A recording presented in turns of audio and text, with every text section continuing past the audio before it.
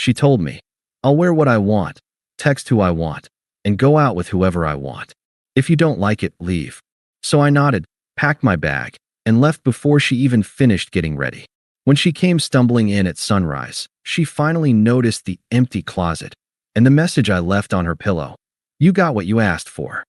Hey viewers, before we move on to the video, please make sure to subscribe to the channel and hit the like button if you want to see more stories like this. Thanks. The last thing Chloe ever said to me wasn't, I love you, or I'm sorry. It was a declaration of war disguised as a statement of independence. It was a Thursday. I was sitting on the edge of our bed, the one we'd picked out together, my hands dangling between my knees. The room smelled of her perfume, something sharp and expensive I'd bought her last birthday, and the faint, metallic scent of hairspray. She stood in front of the full-length mirror, a figure of meticulous construction in a little black dress that wasn't so little. It was the kind of dress you wear for a verdict, not a drink. For weeks, I'd been living in a fog of quiet desperation. The text that made her smile at her phone with a secret curl of her lip, only for the screen to go dark when I walked in.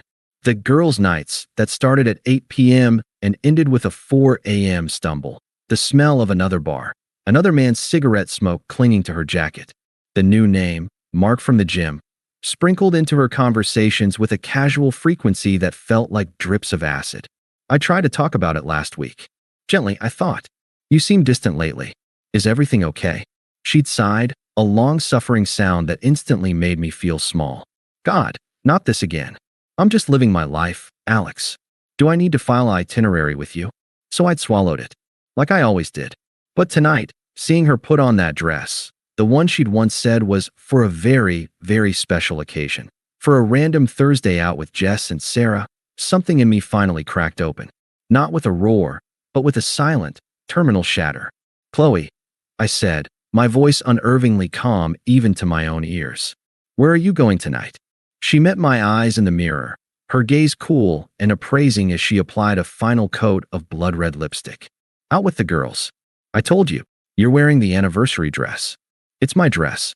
I'll wear what I want. A dismissive flick of her wrist. The coldness was a physical slap. I took a breath, the last breath of the man who was still trying. And is Mark going to be there? Her hand stilled. The room went quiet, save for the hum of the overhead light. She turned slowly, leaning against her vanity, crossing her arms. Her posture wasn't defensive, it was confrontational. A queen awaiting a challenge from a presumptuous peasant. What about him? I see his name a lot. You talk about him a lot. You're texting someone right now, and you're smiling like. I trailed off, the words feeling pathetic even as I said them. Her laugh was short, humorless. Oh, here we go. The Inquisition. Let me make this crystal clear for you, Alex. She took a step forward, each word a precise, deliberate bullet. I'll wear what I want. She gestured down the length of her body. I'll text who I want. She picked up her phone from the vanity and waved it, the screen glowing with some unread message. And I'll go out with whoever I want. She paused, letting the ultimatum hang in the perfumed air. Her eyes held mine, and for the first time, I didn't see the woman I'd loved for 3 years. I saw a stranger, thrilled by her own cruelty, mistaking my devotion for captivity and my concern for control. She was enjoying this. This is my life, she said, her voice dropping to a venomous whisper. I'm not your property. I don't answer to you. My heart, which had been hammering against my ribs, suddenly went still. The chaos of hurt, jealousy, and confusion didn't evaporate. It simply ceased to matter. It was like a circuit had finally overloaded and burned out, leaving behind a pristine, silent clarity. The fog lifted. I saw the room, the bed, the woman in front of me, with absolute, brutal definition. She must have seen something shift in my face, because her smug expression faltered for a millisecond. She doubled down, delivering the final, pre-rehearsed line, the one she clearly thought would put me back in my place. Apologetic, compliant, begging for scraps of her attention. So, if you don't like it, she finished, a cold, triumphant smile touching her painted lips, you can leave. For a long moment, I just looked at her. I saw the girl I'd driven 2 hours to pick up from the airport at 1 a.m. I saw the woman who'd cried into my shirt when her cat died. And then I saw the ghost that stood before me now, wearing her face like a mask. A profound, almost eerie peace settled over me. I nodded. Just once. A simple, slow, definitive dip of my chin. The faintest ghost of a smile touched my own lips. Not of happiness, but of recognition. Of a problem finally solved. Her triumphant smirk froze, then twisted into confusion. What? But I was already moving. I stood up from the bed, my movements smooth and purposeful, devoid of any drama. I walked past her, close enough to catch another wave of that expensive perfume, and went to our shared closet. I reached to the top shelf and pulled down my old gym duffel bag, the one she'd always hated because it was ratty. What are you doing? Her voice had lost its steel. It was now edged with a shrill note of disbelief. I didn't answer. I unzipped the bag and placed it on the bed. I opened my side of the closet and began taking out my clothes. Not in armfuls, but item by item. My button-down shirts. My jeans. My sweaters. I folded them and placed them neatly in the bag. I was a librarian quietly reshelving a chapter of my life that was now conclusively over. Alex, stop it. You're being childish. This isn't funny. I walked into the bathroom. My toothbrush, my razor, the unscented deodorant she mocked. Into the bag. I came back to the nightstand on my side of the bed. I picked up the book I was reading, a biography of a silent film star. I took the framed photo of my parents. I left the one of us at the beach, our faces sunburnt and smiling. You are unbelievable. Is this a tantrum? Because I'm not changing my plans. Her words bounced off the new, soundproof wall around me. The only thing I heard was the quiet, logical voice in my head. Socks. Underwear. Passport. Laptop charger. Within 10 minutes, my side of the room was erased. The closet looked cavernous. My nightstand was bare save for a lamp. The bag was full, zipped. She was still standing by the vanity, her arms now dropped to her sides, her mouth slightly open. The defiant script was gone, replaced by dumbfounded shock. She hadn't moved. She was still in her victory dress, waiting for the second act where I begged, where I fought, where I proved my love by enduring her disrespect. I slung the duffel bag over my shoulder. It was heavier than I expected. I took one last, sweeping glance around the room. My eyes fell on the notepad she kept on her nightstand for shopping lists and inspirational quotes. I walked over, picked up her fancy pen, and wrote 3 words on a clean sheet. I didn't look at her. I folded the paper once, walked to her side of the bed, and placed it squarely in the center of her pillow. Then I turned and walked out of the bedroom. Alex, where are you going? Don't you dare walk away from me. Her voice chased me down the hallway, rising in pitch from anger to something like panic. I didn't pause. I collected my laptop from the living room, my keys from the bowl by the door. I could hear her stomping behind me, her heels clicking on the hardwood. You'll be back, she shouted, the words laced with a desperate attempt to reclaim control. You have nowhere to go. You'll come crawling back by tomorrow. You pathetic. The front door closed behind me, cutting off her sentence mid-insult. The sound was not a slam, but a firm, final click. The night air was cool and quiet. I loaded the bag into the trunk of my car. As I got into the driver's seat, I glanced up at our second-floor window. The light was still on. I could see the blur of her silhouette, standing there, watching. I started the car, the engine a low purr. I didn't speed off. I pulled away from the curb with the same calm deliberation with which I had packed my bag. In my rearview mirror, the window with the light got smaller and smaller, until it was just another yellow square in the facade of the building, and then it was gone. The silence in the car was immense. It wasn't the silence of loneliness. It was the silence of a verdict being rendered, of a sentence being served. She had given me a choice. For the first time in a long time, I had taken it. I drove for 20 minutes with no destination in mind. The streets were a familiar blur of neon signs and headlights, a world that looked the same but now existed on the other side of a fundamental line. The adrenaline, the cold clarity that had fueled my packing, began to ebb, leaving behind a hollow, echoing space in my chest. It wasn't grief. Not yet. It was the sheer vibrational aftermath of a detonation. I found a chain hotel near the highway, a bland, impersonal box of light. The room smelled of citrus-scented cleaner and stale air. I dropped my duffel bag on the floor, the sound absurdly loud in the silence. For a long time, I just stood there, listening to the hum of the mini fridge. Then, methodically, I got to work. I silenced my phone, not turned it off, just muted it. I took a shower so hot it turned my skin pink, washing the last traces of her perfume and the tension of the apartment from my skin. I put on a pair of sweatpants and a t-shirt, clothes that felt like mine in a way nothing had in that shared closet for months. I ordered a truly terrible cheeseburger from room service and ate every bite at the small desk, staring at the muted television playing a sports highlight show. The normality of the act, eating, swallowing, tasting salt and grease, was grounding. This was life. This simple, quiet, solitary act. No one was watching me eat. No one was sighing because I'd gotten ketchup on the plate. It was just me and a bad burger in a quiet room. My phone, face up on the desk, began to illuminate. A call. Chloe. The screen glowed, pulsed, and went dark. A minute later, it lit up again. And again. After the fourth call, the text started buzzing in, a rapid-fire staccato against the wood. 10:47 p.m. Where are you? This isn't funny. 10:49 p.m. My closet is. Did you take my black heels? You better not have taken my heels, Alex. 10:53 p.m. Answer your phone. We need to talk. You're overreacting. 11:21 p.m. Seriously? You're giving me the silent treatment now? Real mature. 11:45 p.m. I'm home. Where are you? I read each one with a detached curiosity, like an anthropologist studying the rituals of a foreign tribe.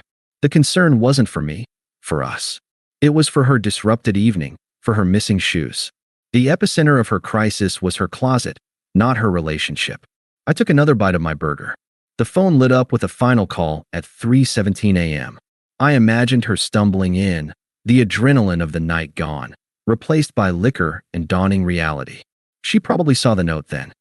I pictured her picking it up, unfolding it, reading those 6 words under the glow of her bedside lamp. You got what you asked for. The call went to voicemail.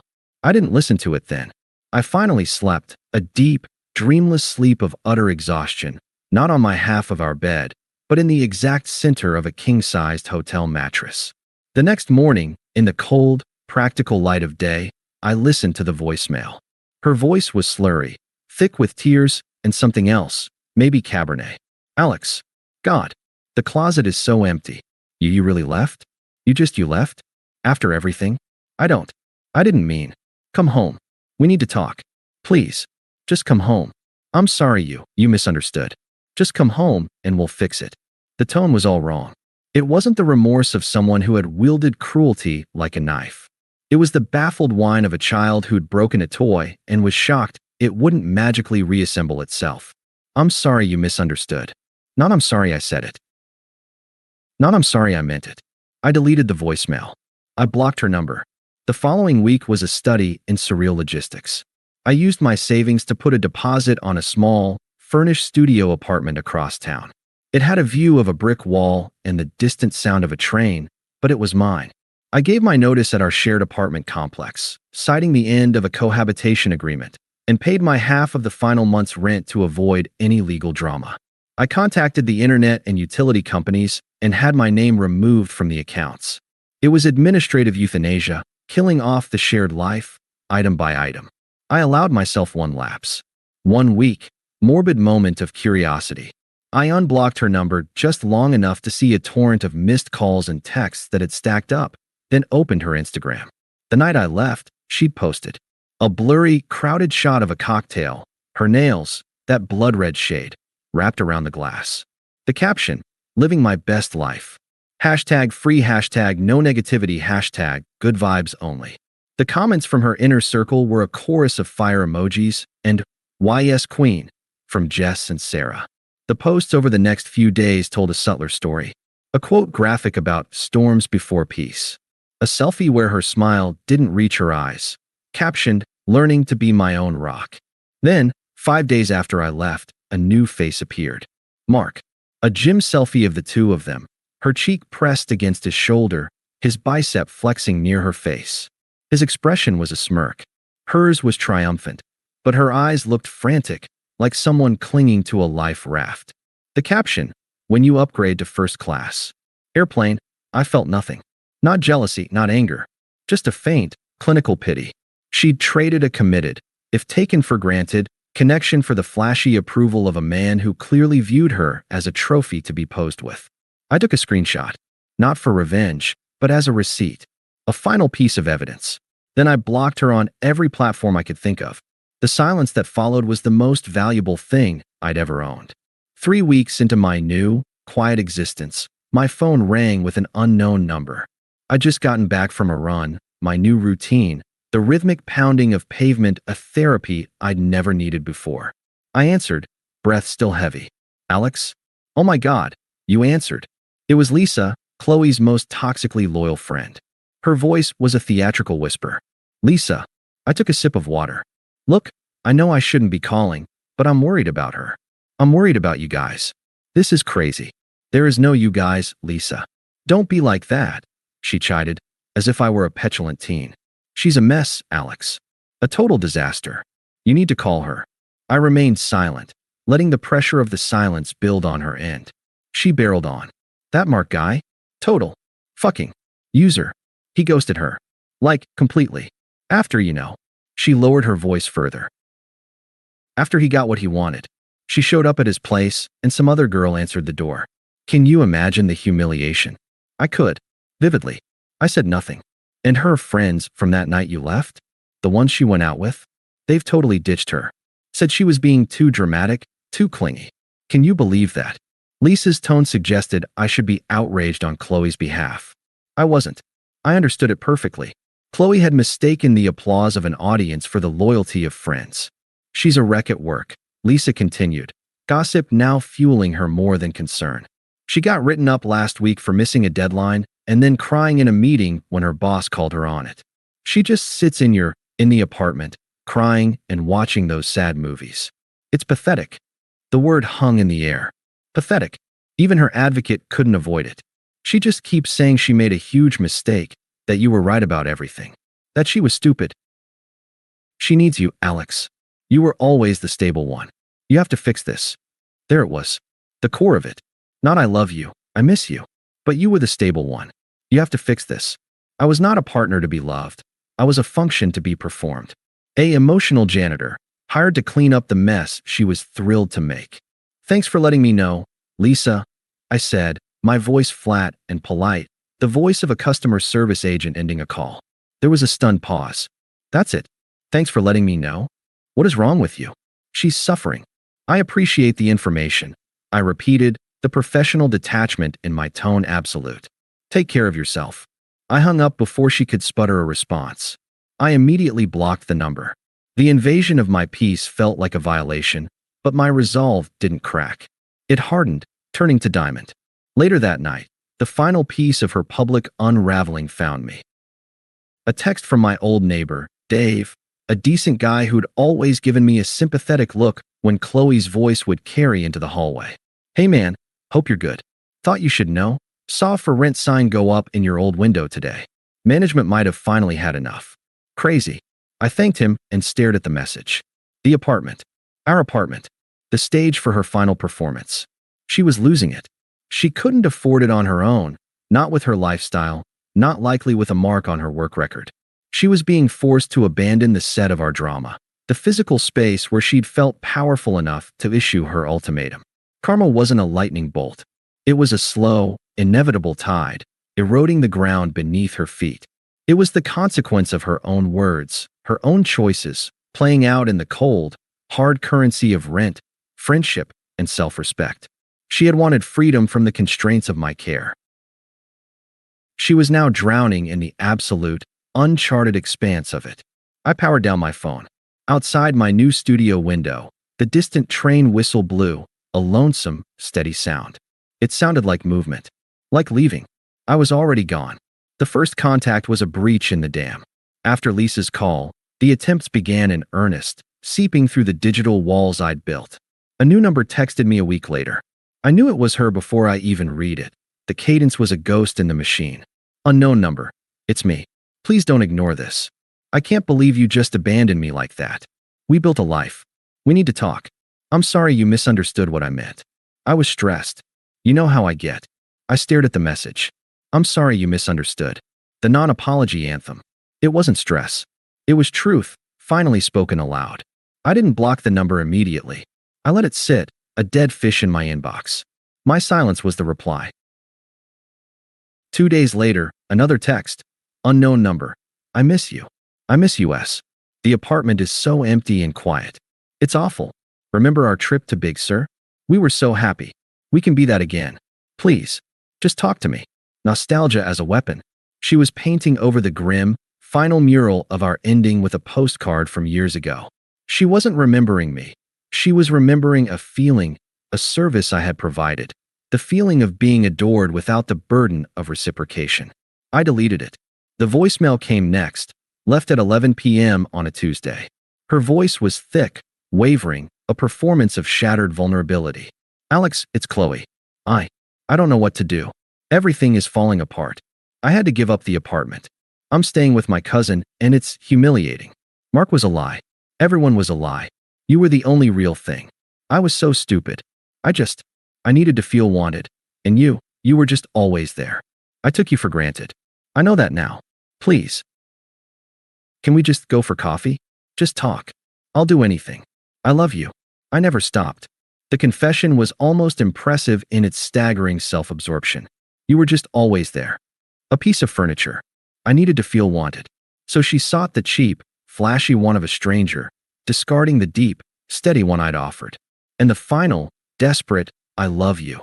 A currency she was trying to spend after declaring it bankrupt. It was the most honest she'd ever been, and it made me feel nothing but a faint, cold disgust. I saved the voicemail, not as a memento, but as evidence. Proof, for myself, of what I'd walked away from. The escalation was inevitable. A week after the voicemail, the same unknown number rang while I was meal prepping in my studio, the rhythmic chop-chop of my knife on the cutting board a calming metronome. I answered, a distracted mistake, thinking it might be the building manager. Hello. Are you happy now? Her voice was a shriek, stripped of all pretense, raw and ragged. It was the sound of the mask finally shattering. Is this what you wanted? To destroy me? My life is in ruins. I lost my apartment, Alex. My job. My friends are gone. I said nothing. I laid the knife down quietly. You were supposed to fight for me, she screamed, the words tearing out of her. That's what you do when you love someone. You were supposed to save me from myself. You were supposed to stop me. Instead, you just left. You selfish bastard. There it was. The stunning, breathtaking inversion. Her cruelty was now my failure. Her choices were my neglect. In the funhouse mirror of her mind, I was the villain for accepting the terms of surrender she had dictated. I finally spoke, my voice quiet and flat. A stone dropped into her cacophony. You told me to leave if I didn't like it. I didn't like it. So I left. The silence on the other end was pulsing with furious, incoherent energy. I heard a choked gasp, a sob of pure rage. You don't get to throw my words back at me. You don't get to be the calm one. You have to. I ended the call. I blocked the number. Then, I went to my laptop and initiated a change of my cell number. It was time. The last tether, however frayed, needed to be cut. The piece that descended was deeper now, fortified. I had heard the final form of her anger, the true colors flying at the end. There was nothing left to know. Part 5. The final rejection 2 months to the day after I walked out, it rained. A cold, relentless autumn rain that slickened the pavements and turned the city lights into watery smears. I was returning from the gym, a new habit that had reshaped not just my body but my mind, my duffel bag slung over a shoulder, a sturdy umbrella in my hand. My new building was a renovated warehouse with a secure entry, a small fortress of my own making. As I turned the corner onto my street, I saw her. She was huddled under the narrow awning of a closed coffee shop next to my building's entrance, soaked through. Her hair was plastered to her head, her mascara bleeding in dark trails down her cheeks. She wore a cheap, thin jacket that did nothing against the downpour. She looked smaller, broken, a discarded doll. The woman from the mirror was gone. Our eyes met. Hers widened, a frantic, hungry hope flashing in them. She took a stumbling step forward, out into the rain. Alex. I didn't stop walking, but I slowed. This had to be faced. Evasion would only fuel the fantasy. I stopped a few feet from her, the rain drumming on my umbrella. I didn't offer to share its shelter. How did you find me? My voice was calm, conversational. I might have been asking for the time. Lisa, she heard from someone who heard from Dave. She wrapped her arms around herself, shivering violently. Her teeth chattered. I had to see you. I had to. You're getting wet, I observed. There was no concern in the statement. It was a fact. She let out a sob that was half laugh, half choke. You think I care? Look at me. Look what's happened. I lost everything, Alex. Everything. I waited. I said nothing. The silence seemed to panic her more than any anger could have. She rushed forward, the words tumbling out in a muddy, desperate stream. I made a mistake. A huge, huge mistake. You were right about everything. Mark, the going out, the way I treated you. I was stupid. I was scared. I needed to feel wanted. And you were just so solid. And I don't know what I thought. Please. She took another step, her hand rising as if to touch my arm. I took a subtle half step back, maintaining the space. The rejection of the gesture made her flinch as if struck. Can we just go upstairs? Please? Just to talk. Out of the rain. I'm so cold. We can just talk. I'll do anything. I'll go to therapy. I'll quit going out. I'll be the girl you fell in love with again. I promise. Just give me a chance to fix it. Her eyes were huge, pleading pools of black in the pallor of her face. This was the full performance, the abject surrender. Once, the sight of her like this would have shattered me. I would have folded her in my coat, taken her upstairs, made tea, and spent months trying to glue the pieces back together, accepting all the blame just to stop the tears. Now, I saw only the manipulation, the calculated desperation. She wasn't offering to change. She was offering to play a role, the role of the woman I'd loved, if it would get her in from the cold and back into the life she'd incinerated. I looked at her, really looked, for the first time since that night. And I felt it. The final, absolute absence. Not hatred, not pity. Indifference. Chloe, I said, my voice as steady as stone. You told me exactly what you wanted. To wear, text, and go out with whoever you wanted. You gave me a clear instruction if I didn't like it, to leave. She opened her mouth to interrupt, but I continued, the quiet precision of my words cutting through the rain and her panic. I followed your instructions. To the letter. I left. That transaction is complete. It wasn't a transaction, she wailed. It was a relationship. No, I corrected softly. It stopped being a relationship the moment you issued an ultimatum thinking I'd never call your bluff. You wanted a dynamic where your freedom was absolute and my devotion was unconditional. That's not a partnership. That's a hostage situation. I chose to release myself. Tears mixed with the rainwater on her face. The man you're looking for, I said. The one who worried about your outfits and your texts, who waited up, who wanted to build a life with you. He doesn't live here anymore. You evicted him. I gestured slightly with my umbrella towards the secured door of my building. My life now is peaceful. I don't monitor anyone's outfit or texts. I don't wait up. I just live. And you. I met her gaze, my own utterly clear and empty of any malice or warmth. You are not part of that peace. Please don't come here again. The finality in my tone was an iron door sliding shut. She saw it. The frantic hope in her eyes guttered and died, replaced by a hollow, dawning horror. She hadn't just lost me. She had made me into someone who could look at her drowning and feel nothing. I was her living, breathing consequence. I turned and walked the last few steps to my building's door. I pulled out my key fob. Alex. The cry was stripped bare now, just raw pain. I didn't look back. The fob beeped. The lock clicked open with a solid, satisfying thunk. I pulled the heavy glass and steel door open. Just as I stepped into the warm, dry, brightly lit lobby, a voice called out cheerfully from the interior hallway.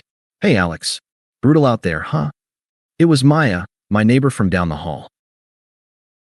She was in running gear, stretching her calves against the wall, her face flushed and smiling. She was vibrant, independent, and had never once asked me for anything but to sign for a package.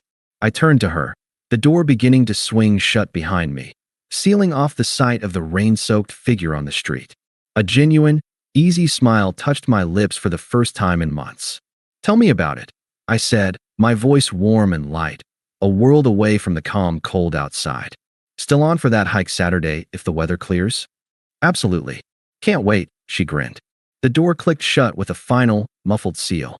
The last sound from outside was lost, whether it was a sob, a shout, or simply the hiss of the rain. I didn't know and would never wonder. The lobby was quiet, warm, and clean. The past was on the other side of the glass, blurred and irrelevant, already washing away. I walked toward the elevators with Maya, talking about trail maps, my gym bag feeling light on my shoulder, my peace intact, my future my own. The ghost had been seen, acknowledged, and dismissed. It had no power here. Thanks for watching. Make sure to subscribe to the channel and hit the like button. What do you think about this story? Share it in the comments.